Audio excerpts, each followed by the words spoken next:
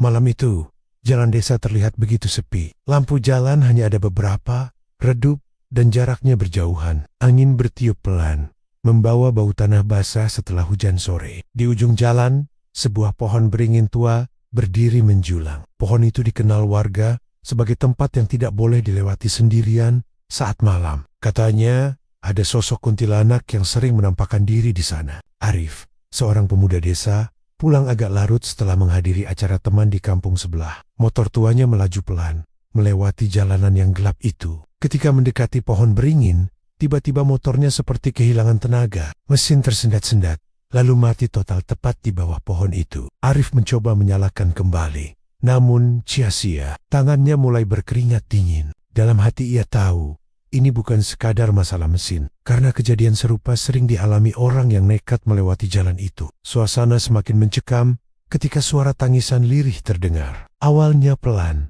seperti suara perempuan menangis jauh di kejauhan. Tetapi lama-lama semakin jelas, semakin dekat, hingga membuat bulu kuduknya berdiri. Arif menoleh ke kanan, ke kiri, tapi tidak melihat siapa-siapa. Tangisan itu berubah menjadi tawa kecil yang melengking, menggema di sekitar pohon. Saat itulah, dari ujung matanya, ia melihat kain putih panjang tergantung di salah satu dahan beringin. Semakin ia menatap, semakin jelas terlihat sosok perempuan berambut panjang, wajah pucat, dan mata hitam pekat menatapnya dari atas pohon. Kuntilanak itu menggantung di antara akar pohon yang menjuntai, seperti sedang mengintai. Suaranya melengking, antara tangis dan tawa, membuat suasana semakin tak tertahankan. Arif gemetar, ingin lari, tapi kakinya kaku. Tiba-tiba angin kencang berhembus, membuat dedaunan berisik. Dari arah belakang, ia merasakan seperti ada yang berjalan mendekat. Suara langkah itu berat, menyeret, seolah kaki seseorang terluka.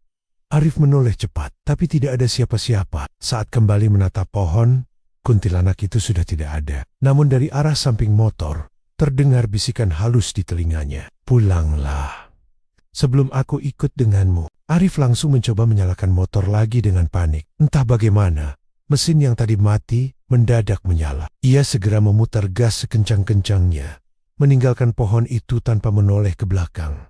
Ketika sampai di rumah, Arif masih gemetar. Ibunya melihat wajah pucat anaknya dan langsung tahu sesuatu terjadi. Dengan suara lirih, Arif menceritakan kejadian di bawah pohon beringin tua.